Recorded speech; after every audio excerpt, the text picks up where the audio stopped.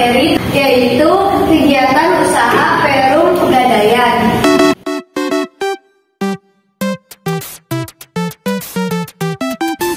Kegiatan usaha Perum Pegadaian yang dilakukan saat ini meliputi hal berikut. Yang pertama, penghimpunan dana.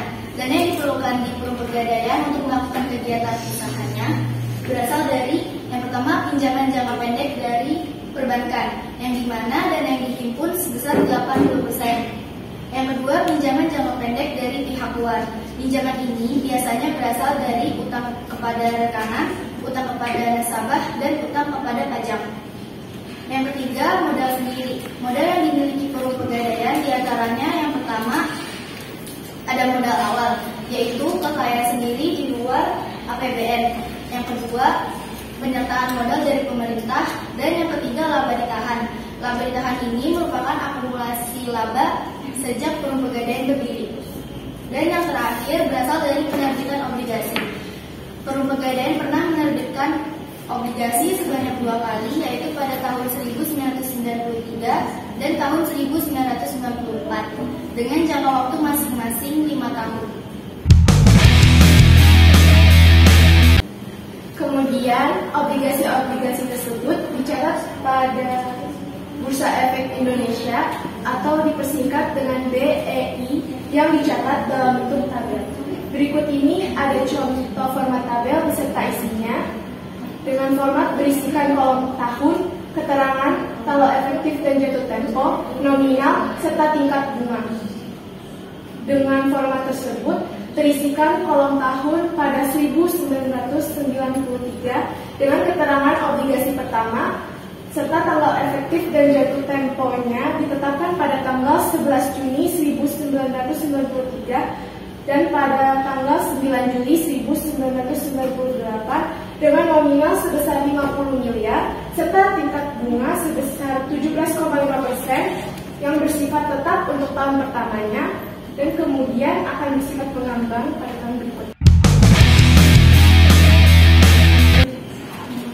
Dan yang kedua, dengan format yang sama seperti yang dijelaskan pada sebelumnya, maka terisi pada tahun 1994 dengan keterangan obligasi 2 dan tanggal efektif serta jatuh tempo pada tanggal 30 Juni 1994 dan 18 Juli 1999 dengan nominal sebesar 25 miliar serta tingkat bunga sebesar 13% bersifat tetap untuk 6 bulan pertama.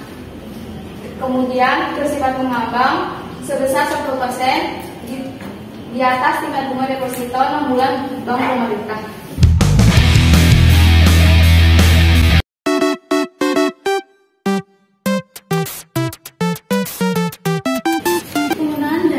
Penggunaan dana yang berhasil disimpan yang digunakan untuk menandai kegiatan usaha Perum Pegadaian.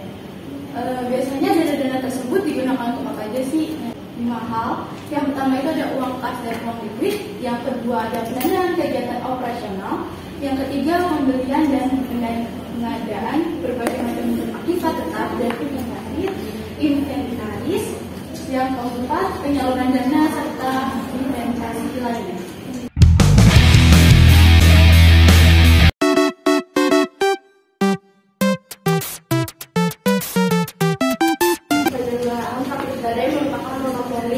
Atau hanya boleh dilakukan oleh negara. Pihak swasta dilarang menyelenggarakan praktik pegadaian. Tujuan dari larangan ini adalah untuk membatasi lintas darat internet atau praktik riba gelap yang memberatkan kehidupan masyarakat kecil.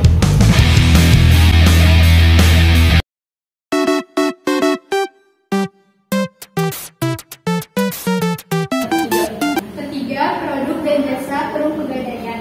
Produk dan jasa yang ditawarkan oleh Perum Pegadaian kepada masyarakat meliputi sebagai berikut. Yang A, pemberian pinjaman atas dasar hukum gadai. Yang B, penaksiran nilai barang. Selain memberikan pinjaman atas dasar hukum gadai, Perum Pegadaian juga memberikan jasa penaksiran nilai suatu barang. Masyarakat yang memerlukan jasa ini biasanya ingin mengetahui nilai jual wajar suatu barang berharganya yang akan dijual. Atas jasa penaksiran yang diberikan ini, Perum Pegadaian memperoleh penerimaan dari pembeli barang berupa Yang C. Penitipan barang.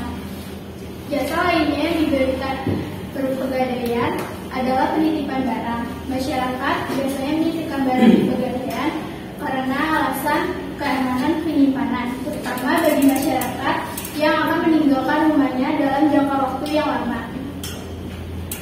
Atas jasa penitipan barang yang diberikan ini, Perum Pegadaian memperoleh penerimaan berupa ongkos penitipan barang. Sekian dari kelompok kami, kurang lebihnya mohon maaf. Wassalamualaikum warahmatullahi wabarakatuh.